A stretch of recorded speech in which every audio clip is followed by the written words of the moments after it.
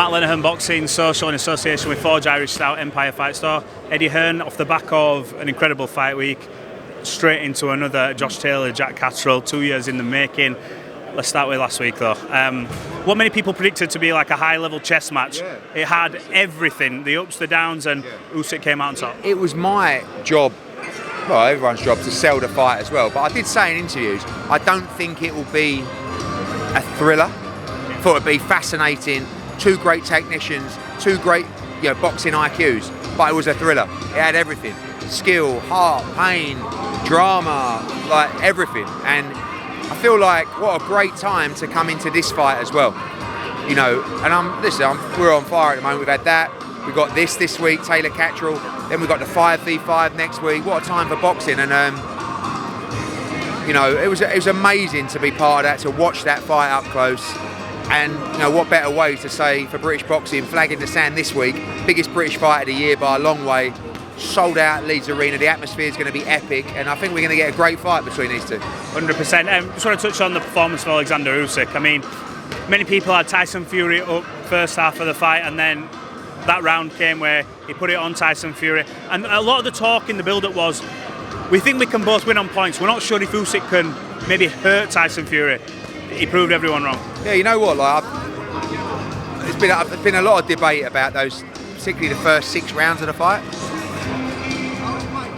I can only tell you what I like. I don't think anyone's right, by the way. Box scoring is subjective. Yeah. So I'm sitting there through 6 rounds, and I feel like Tyson Fury's dominating this fight. Right? He's moving well. He's using his size. Usyk looks like a boy who's trying to beat up his dad. He physically can't get hold of him, right? And I don't think he can hurt him. Since I've spoke to other people, Bellew said, no, watch it back. He's chipping away to the body. He hit him in the 2nd or 3rd round, got his attention. So I do need to watch it back. But I had it 4-2 to Fury after 6 rounds. I give Fury the 7th, which is 5-2. I give Usyk the 8th, which is 5-3. I'll give Usyk the 9th, obviously, which is 5-4. I give Usyk the 10th, which is 5-all. I give Usyk the 11th, which is 6-5, and then the 12th is like a swing round, right? Probably because of the momentum, go with Usyk. But if I go with Fury, it's a draw. But with the point, Usyk wins by a point. So for me, it's like 2 points to Usyk, probably. So I thought it was close.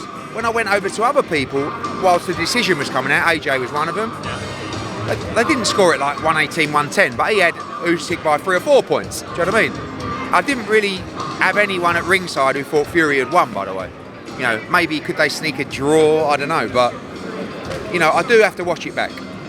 But I saw an Usyk win, but in a very close fight. Tyson Fury, I believe, has made it clear that he wants this rematch. I think Frank Warren said that. How good is that, though, for boxing? We see a lot of the negative stuff that comes out. I just think we've just got to see Undisputed when people saying we're never going to see it. It was a good fight. Could go either way, and there's enough to suggest that Fury could turn it around in a rematch. So you want to see that run back yourself? Well, listen, as much as I want AJ to fight the winner or loser of that fight, the rematch is massive, right? They're both already signed up for it. I'm sure it has to be exercised by the loser, but Fury should be taking that rematch straight away. Like, can he beat him again? Who knows?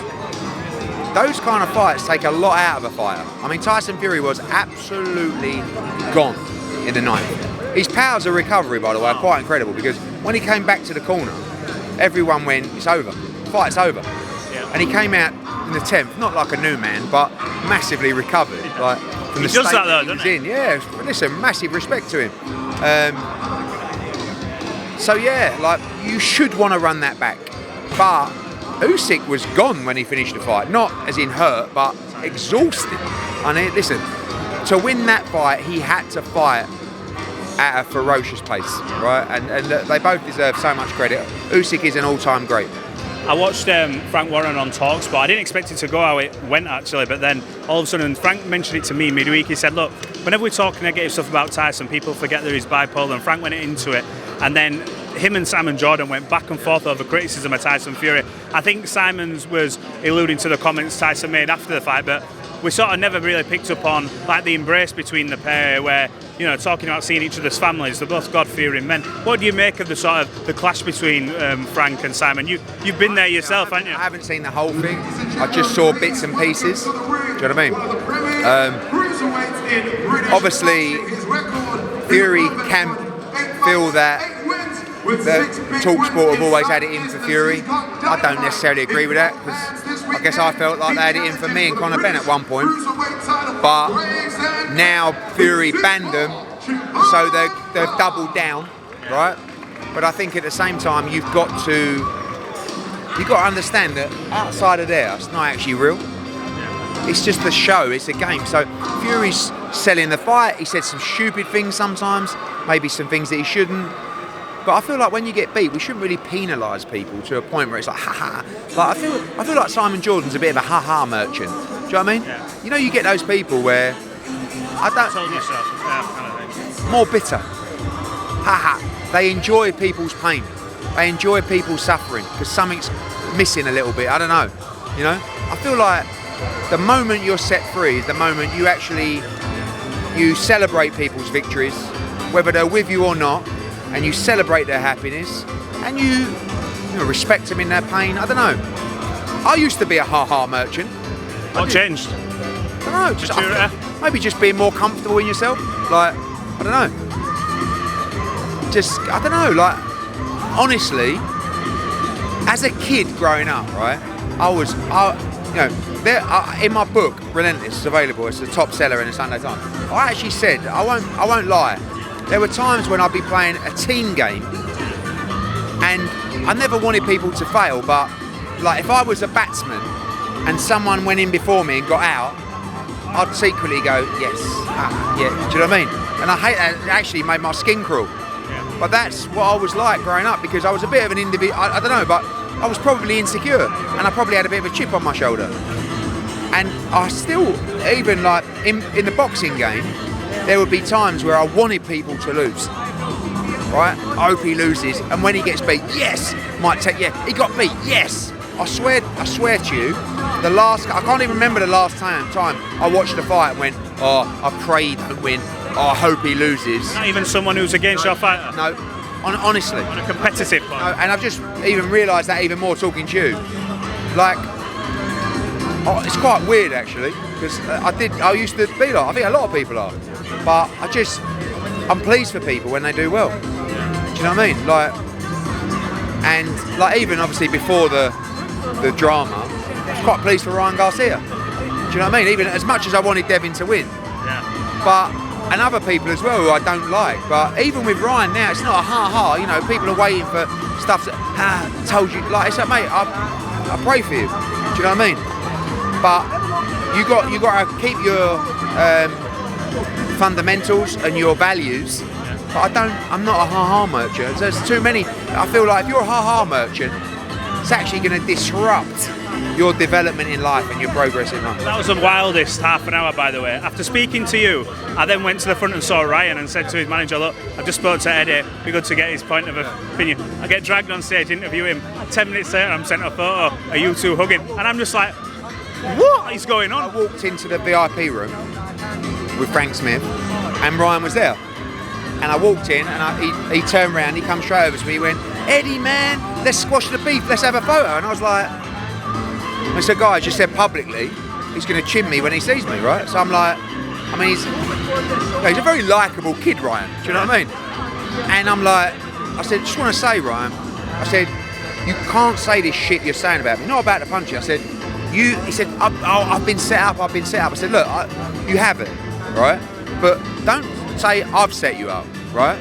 Well, someone has. I said, look, Ryan, I said, you've got this situation, you've got to deal with it, right? I've said, I can't say it in more interviews.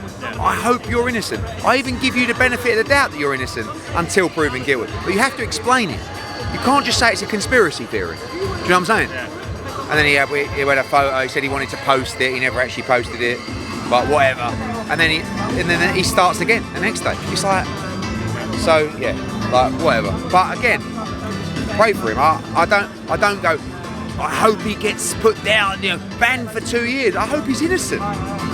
We all do. But you hope, but you still got to deal with it. Yeah. Look, let's talk about this fight week. Josh Taylor, Jack Catterall. We're speaking to a few people about this. What does a defeat do for either? Josh has been there, done it, undisputed. Jack's had that undisputed moment ripped from him in his eyes and a lot of people's eyes. What does a defeat do to both? Listen, I always say in a lot of these big fights, careers are on the line. Both guys could go on for another 5 years if they want, but they want to be in the biggest fights possible. They want to fight for world championships, right? But if you lose on Saturday night, you're a million miles away from the big fights or fighting for the world championship, and maybe you turn it in. So there's a lot on the line. Of course, there's pride, there's honour, you know, there's bad blood, but also these guys in this snakes and ladders world that we live in want to position themselves to land a mega fight, and you know, I hope we see a great fight. I really believe we will. I've just seen Sean O'Hagan over there, and Josh has, I think, just been on stream. What we're talking about with that, I think last time we had a fight over here, him and Lee Wood came together. Where are we at with both of these guys now? Are we close? Listen, we're negotiating a fight with both. Lee has had a little minor injury that's set back from a potential fight in kind of July. We're trying to make the fight for the end of August. It's whether Lee will be ready for that. He's needed a couple of weeks before he goes back into camp. But that's the fight I want to make, right? You see the success of Taylor Catterall. That's another great British fight with bad blood, etc. So we're doing all we can to get that over the line. Are we looking for that Manchester? Because for the money Lee Woodward won, I suppose he's going into this going, look, I beat you first time. If we can't get Nottingham, I know Leeds might be more money, but why would I want to go over there? Are we having these discussions? Josh would obviously love to do it in Leeds, but he'll go anywhere. Lee would like to do it in Nottingham. The new Manchester Arena we've been talking to, I'd love to do it there. I think we can fill it up. There's no World Championship on the line, but it's still a big fight. Yeah. And let's see if we can get it over the line. Last one from me, 5v5. Yeah. Finally, you and Warren are interviewing you both in Saudi, and it's almost, I do it and I sent a message to my mates going, it's so surreal. All these two going back and forth. You can see, yeah, it's real. Yeah, 100%. It's not like, we're not biting our tongues going, fucking like, listen, when Kakachi beat Cordina on Saturday, and him, Andy Ayling, George Warren, all of them were jumping up and down celebrating, I felt sick. I mean, I felt sick for Joe. I felt sick that they were celebrating. Yeah. You know, that's why Chev's got to do the business against Zorro this week. But next week, I promise you, it will be absolute warfare in Riyadh. It's an unbelievable card, and you will see me and Frank exposed emotionally for victory. Joe Cordina, how is he? You spoke to him. What went wrong for him on the night? There's a lot of talk about the punch on the break. That didn't help.